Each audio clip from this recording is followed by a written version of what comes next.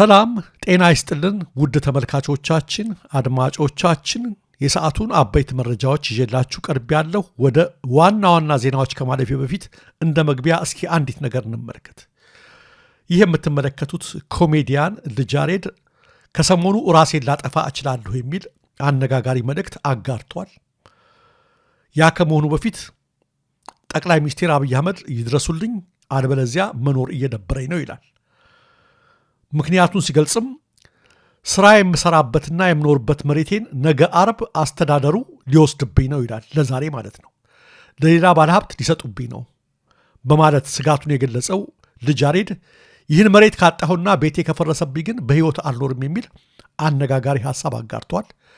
ልጅ ያሬድ በሚል ስም የሚታወቀው ኮሜዲያን ከሰሞኑ ከመኖሪያ ቤት ጋር በተያያዘ እየደረሰበት ስላለው ጫና ከአንድ ቲክቶከር ጋር ትናንት ባደረገው ቆይታ የሚኖርበት አካባቢ ያሉ የአስተዳደር አካላት እስካሁን ይኖርበት የነበረውን ቦታና ቤት ሊቀሙት መሆኑንና ይህም ለከፍተኛ ጭንቀት እንደዳረገው ተናግሯል።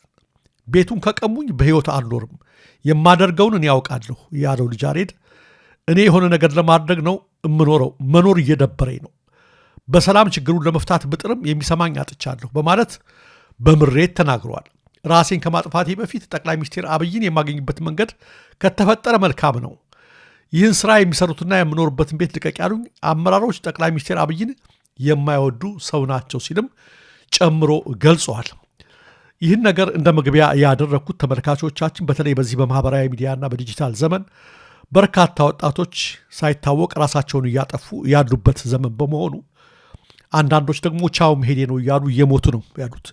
ሰውም መቼም ምንም በሀሳቡ ብትቃወሙትም ቢበድላችሁም በእንደዚህ አይነት ሁኔታ ልሞት ነው ሲል ዝም አትሉትም አይደለ? ተመልካቾቻችን መሞት የለባቸውም። ነገ ጧት ተሻሽለው ተለውጠው የሚጠቅሙ ሰዎችም ሊሆኑ ይችላሉ እና ማንም መቼም የሚሞት አይባልም ከሚል አኳያ ነው። የሆነ ሆኖ ይህ ልጅ ነገ ጧት ደግሞ ህይወቱ ራሱን አጥፍቶ መነጋገሪያ ከመሆኑ በፊት ካሁኑ የአእምሮ ሕክምና የሚያስፈልገው ከሆነ ወደዚያ በመውሰድ ራሱን የሚያረጋጋበት ሁኔታ መፈለግ አለበት። ነገ ጧት ከሞተ በኋላ አየሩን ሙሉ ሚዲያውን ሁሉ ሞተ እያልን ከምናደርግ ከወዲሁ ለችግሩም ያው መቼም እሱ ብቻ አይደለም ቤት የተነጠቀው በርካቶች ናቸው። ነገር ግን ሕክምና የሚያስፈልገው ከሆነ ወደዛ መውሰድ ያስፈልጋል። የወጣትነት ነገር የአእምሮ ህመም ከሱስ ጋር ሲዳለብ ወደዛ አይነት እርምጃ ሊገፋፋው ይችላል የሚል ነው። ስለዚህ የመጀመሪያው ነገር ጥንቃቄ ይደረግለት ይሄ የሚለው ነው እንደ ሰው ልጅ የምናስበው። ሁለተኛውና የገረመኝ ነገር ዛሬ ቤቴን ነጠቁኝ ያለው ይሄ ልጅ ያሬድ የተባለው ኮሜዲያን በቅርቡ የዛሬ 4 ዓመት በጣም ይሄ ለውጡ ከመጣ ጀምሮ በጣም አክራሪ ኦህዴድ ሆኖ ከኦህዴድ በላይ ኦህዴድ ሆኖ ሌሎችን ሰፋሪዎች መጤዎች ሲል ነበረ። ከዛ ትምህርት እንዲወስድ ነው እሱ ራሱን መኖራችሁም እኛ ካልፈቀድላችሁ ያለ ሲናገር ሲዝት ሰምቼዋለሁ። በእርግጥ ታስሮ ወጥቷል በአንዳንድ ነገሮች ባህሪው አኳያ። ነገር ግን ተመልከተው፣ የምትፈርድበት ፍርድ በራስ ላይ ነው የሚፈርድብህ። አንዳንዴ በምትሰፍሩት ቁና ይሰፈርባቸዋል የሚለው ያ ነው። ዛሬ የኔ ቤት ፈረሰብኛል። ትናንት ብዙዎች ቤት እየፈረሰባቸው ሲያለቅሱ ተፈናቀልን ሲሉ መጤ ገና ሁልህም እያንዳንድ ከኦሮሚያ ትጸዳለህ ሲል የነበረው ሰው ዛሬ ቤት የፈረሰብኝ የራሴን ላጠፋ ነው አለ። ይሄ ትምህርት እንዲሆነው ነው። ሌላው ግፍ በራስ ላይ ይደርሳል፣ በራስ ላይ ይደርሳል። ጉድጓዱን ስትቆፍር በጣም አታርቀው ነገር አስትገባበታል እና አንዳንዴ የምላስህን ፍሬ የአንደበትህን ፍሬ ትበላለህ። ለምትናገረው ንግግር ሁሉ ጥንቃቄ አድርግ የሚለው ቅዱስ መጽሐፉ ለዚህ ነውና እሱም ገርሞኝ ነው። ስለዚህ በምንናገረው ንግግር በሰዎች ላይ ሁሉ ቁጥቦች መሆን አለብን። ፈራጁ ጌታ ከላይ ሆኖ ሁሉን ነገር ይመከከታልና ለማለትም ጭምር ነው። የሆነ ሆኖ ዋናው ነገር ራሴን ላጠፋ ነው እያለ ነው። እንዳልኳቸው ወጣትነት መጥፎ ነው፣ ሱስ መጥፎ ነው። ወደዛም ሊካሄድ ስለሚችል ጥንቃቄ መወሰዱ ደግሞ አግባብ ነው የሚል መልእክት ለማስተላለፍ ነው እንደ መግቢያ ተመልካቾቻችን። አሁን ወደ ሌሎች አበይት መረጃዎች እናልፋለን። የኢትዮጵያ መንግስት ላቀረበው ክስ የኤርትራ መንግስት ምላሽ ሰጠ። ኤርትራ ለፋኖና ለህወሓት የጦር መሳሪያ ያስታጠቀች ነው በማለት የኢትዮጵያ መንግስት ከትናንት በስቲያ አዲስ ክስ መሰንዘሩ ይታወቃል። ኤርትራ ዛሬ በሰጠችው መግለጫ የኢትዮጵያ መንግስትን ክስ ጦርነት ለመጀመር የቀረበ የሐሰት ውንጀላ ነው ስትል አጣጥለዋለች። የኢትዮጵያ ፌዴራል ፖሊስ ባለፈው ረቡዕ ማምሻ ባወጣው መግለጫ የኤርትራ መንግስትን በጦር መሳሪያ ዝውውር መክሰሱ አይዘነጋም። ፌዴራል ፖሊስ በመግለጫው የሻዕቢያ መንግስት ከኢትዮጵያ የውስጥ ባንዳዎችና ታሪካዊ ጠላቶች ጋር በማበር የሀገራችንን ሰላም ለማደፍረስ ጽንፈኛ ያለውን የፋኖ ታጣቂዎችና የህወሓት ተዋጊዎችን ለማስታጠቅ በስውር የጦር መሳሪያ ልኳል ብሎ ነበር።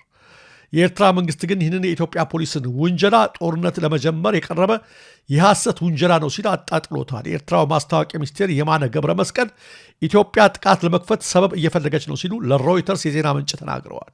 የኢትዮጵያ መንግስት ለ2 ዓመታት ያህል የጦርነት ቅስቀሳ ሲያደርግ ቆይቷል ያሉት አቶ የማነ ጦርነት ለመጀመርና ፍትሐዊ ለማድረግ የውሸት ባንዲራዎችን እያውለበለበ ነው ብለዋል።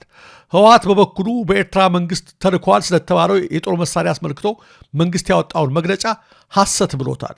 የህወሓት ምክትል ፕሬዝዳንት አማኑኤል አሰፋ ክሱን መሰረተ ቢስ ነው ሲሉ ለፈረንሳዩ የዜና ምንጭ አጃንስ ፍራንስ ፕሬስ ተናግረዋል። የፌዴራል ባለሥልጣናት ጦርነቱን ያስቆመውን የፕሪቶሪያን ስምምነት ለማፍረስ ሰበብ እየፈለጉ ነው ሲሉም አቶ አማኑኤል ጨምረው ገልጸዋል። በበለሳ በተፈጸመ የድሮን ጥቃት ከ105 በላይ የመንግስት ሚሊሻዎችና ንጹሐን ወገኖች መገደላቸው ተሰማ። በቅርቡ ከባድ ውጊያ ሲካሄድበት በሰነበተው በሳህላና በበለሳ ቀጠና ተደጋጋሚ የአየር ቅኝት እየተደረገ መሰንበቱን የገለጹት የመረጃው ምንጮች ትናንት ጥር 7 ቀን 2018 ዓ.ም ረፋድ ላይ ዋግምራ ዞን ሳህላ ወረዳ ሰየም ድልድይ የተባለ ቦታ ላይ ጥቃት መፈጸሙን ተናግረዋል። በዚህ የሰው አልባ አውሮፕላን ማለትም የድሮን ጥቃት አጠቃላይ 105 ሰዎች ሰለባ መሆናቸውን የመረጃ ምንጮቹ አመልክተዋል። እስካሁን በተረጋገጠው መሰረት ከሟቾች ውስጥ ከ65 በላይ የሚሆኑት የራሱ የመንግስት ሚሊሻዎች ሲሆኑ 40 የሚሆኑት ደግሞ ሲቪሎች ወይም ንጹሐን ናቸው ተብሏል። ስለተፈጸመው የድሮን ጥቃትና ስለደረሰው እልቂት በአካባቢው የሚንቀሳቀሱት የፋኖ ተዋጊዎች ያረጋገጡ ቢሆንም ከመከላከያ ወይም ከመንግስት በኩል ግን እስካሁን የተሰጠ ምንም አይነት መግለጫም ሆነ አስተያየት የለም። የጋምቤላ ፖሊስ ኮሚሽን ለአድማ ብተናና ለክልሉ ፖሊስ አባላት በሙሉ ጥብቅ ማሳሰቢያ አስተላለፈ። ኮሚሽኑ በቅርቡ በክልሉ በተፈጠረው የጸጥታ ችግር ምክንያት ሁሉም የአድማ ብተናና የመደበኛ ፖሊስ አባላት የጦር መሳሪያ እንዲፈቱ ከክልሉ ኮማንድ ፖስት አቅጣጫ መቀመጡን አስታውሰዋል። በዚህም መሰረት ከጦር መሳሪያ ግምጃ ቤት ፈርመው ያወጡትን የጦር መሳሪያ ገቢ ያላደረጉ የአድማ ብተናና የመደበኛ ፖሊስ አባላት እስከ ጥር 7 ቀን 2018 ዓ.ም 11 ሰዓት ድረስ ገቢ እንዲያደርጉ ነው ጥብቅ ማሳሰቢያ ያስተላለፈው። ከተጠቀሰው ጊዜ በኋላ የጦር መሳሪያ በእጁ የተገኘ አድማ ብተና ወይም ፖሊስ እንደ ጸረ ሰላም ተቆጥሮ መንግስት እርምጃ ይወስድበታል። ለዚህም ራሱና ራሱ ብቻ ኃላፊነቱን ይወስዳል ሲል ኮሚሽኑ በጥብቅ አስጠንቅቀዋል። የአውሮፓ ሀገራት ዶናልድ ትራምፕ መጠቅለል ወደሚፈልጓት ግሪንላንድ ወታደሮችን እየላኩ ነው ተባለ። የዴንማርክ፣ ግሪንላንድ እና የአሜሪካ ባለሥልጣናት ያደረጉት ውይይት ያለ ስምምነት ከተበተነ በኋላ በርካታ የአውሮፓ ሀገራት ድጋፋቸውን ለማሳየት ወታደሮቻቸውን በአርክቲክ ቀጠና ወደምትገኘው ራስ ገዝ ግዛት እየላኩ ይገኛሉ። ዴንማርክ በግሪንላንድ የሚገኙ ወታደሮቿን ቁጥር እንደምታሳድግ ያሳወቀችው ቀደም ሲል ከአሜሪካ ባለሥልጣናት ጋር ውይይት ከመደረጉ በፊት ነበር። ፈረንሳይ፣ ጀርመን፣ ዩናይትድ ኪንግደም፣ ኖርዌይ፣ ስዊድን እና ኔዘርላንድስ ውስን ቁጥር ያላቸው ወታደሮችን ወደ ግሪንላንድ ልከዋል ወይም ለመላክ ዝግጁ መሆናቸውን አስታውቀዋል። የወታደሮቹ እንቅስቃሴ በአውሮፓ ሀገራት መካከል አንድነት መኖሩን ለማሳየትና የሰሜን አትላንቲክ ጦር ቃል ኪዳን ድርጅት ኔቶ የግሪንላንድን ደህንነት መጠበቅ ስለሚችል አሜሪካ ግዛቲቱን መጠቅለል እንደማያስፈልጋት ለፕሬዚዳንት ዶናልድ ትራምፕ መልእክት ለማስተላለፍ ያለም እንደሆነ አሶሺየትድ ፕሬስ ዘግቧል። የመጀመሪያው ዙር የፈረንሳይ ወታደራዊ ልዑካን በጉዞ ላይ መሆናቸውን የገለጹት ፕሬዚዳንት ኢማኑኤል ማክሮን ሌሎችም እንደሚከተሉ ገልጸዋል። ወደ ግሪንላንድ ዋና ከተማ ኑክ ለወታደራዊ ልምምድ 15 ወታደሮች መጓዛቸውን የፈረንሳይ ባለሥልጣናት አስታውቀዋል። ጀርመን 13 አባላት ያሉት ቡድን ለወታደራዊ ቅኝት እንደምትልክ የአገሪቱ መከላከያ ሚኒስቴር ይፋ አድርገዋል። ጀርመን በግሪንላንድ የሚሰፍረው የአውሮፓ ተልዕኮ ከሩሲያና ከቻይና ጋር የሚኖር ስጋትን ለመመከት እንደሆነ አስታውቃለች። ፕሬዚዳንት ዶናልድ ትራምፕ ሩሲያ ወይም ቻይና ግሪንላንድን ለመያዝ ቢፈልጉ ዴንማርክ መከላከል ትችላለች ተብሎ መተማመን እንደማይቻል ከሀገሪቱ ባለሥልጣናት ጋር ከተወያዩ በኋላ ገልጸዋል። ትራምፕ ስልታዊ አቀማመጥ ያላትና በማዕድን የበለጸገችው ግሪንላንድ ለዩናይትድ ስቴትስ ጥቅም ወሳኝ ናት የሚል አቋም አላቸው።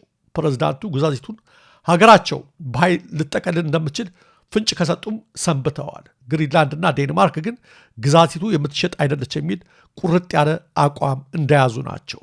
ፍጥጫው በምን ይፈታ ይሆን የሚለው አሁንም የዓለም አቀፉን ማህበረሰብ ትኩረት ሰቅዞ እንደያዘ ነው። ክቡራን ተመልካቾቻችን፣ አድማጮቻችን የሰዓቱ መረጃዎች እነዚህ ነበሩ። ጤና ይስጥልን።